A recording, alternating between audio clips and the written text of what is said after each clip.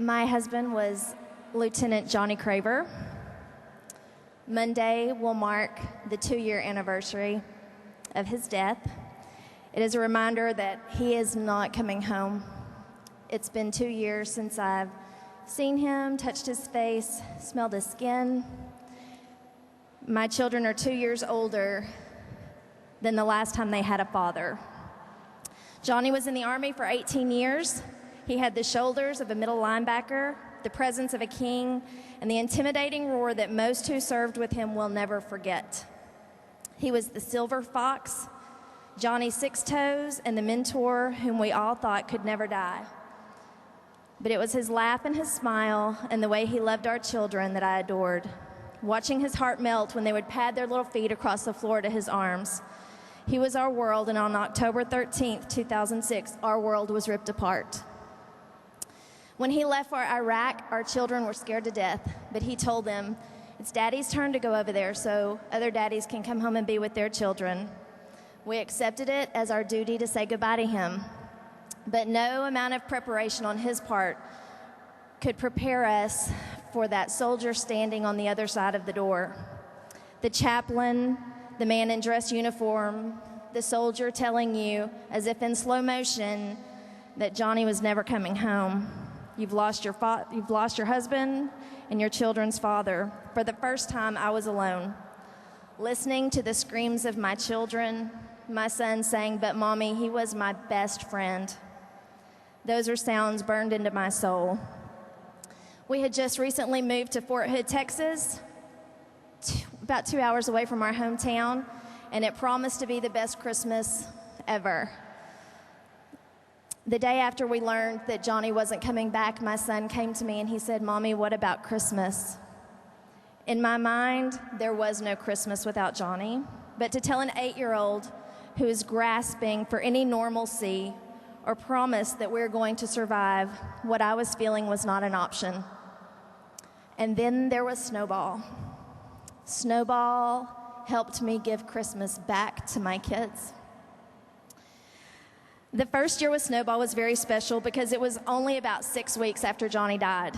I was scared to death to get on that airplane, not sure what was going to happen when I got there. We were the family with the most recent death there. And I want the people of American Airlines and Mr. Arpey to know that the American Airlines employees and the volunteers, they did not rest until they were sure we were catered to and we were taken care of. 1 o'clock in the morning, Chris was walking around the lobby of the hotel after being on a plane all day in her high heels, just to make sure we were okay. In our hotel were hundreds of moms and kids just like us participating in this huge party. Our trip to Oakley, escorted by the Patriot Guard, the streets were lined with people carrying flags. My 4-year-old daughter leaning out the windows of the buses, grown men crying, looking at her. Signs that said, "We love your daddy. We thank you for his sacrifice." The volunteers, celebrities like Gary, games, food, and gifts, more than I can describe to you. You have no idea. But it's not the parties and the candy and the food. It's the opportunity that Snowball provides us to be with other families like ourselves. When I lost my husband, I felt I had lost my military family.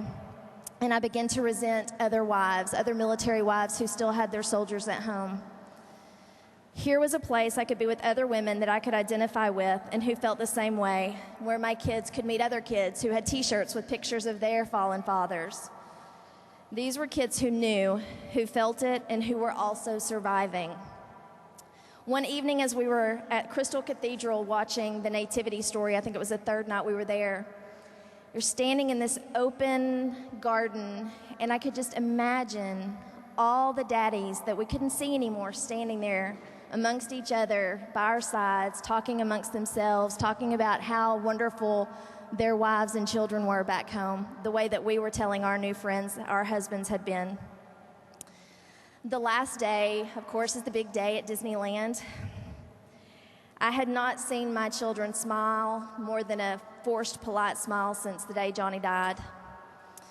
And that day, they saw other children like themselves playing, laughing, and running. They allowed themselves to be happy and laugh.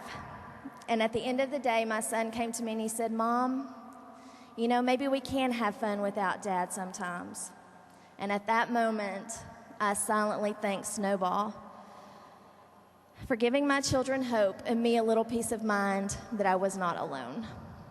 Thank you.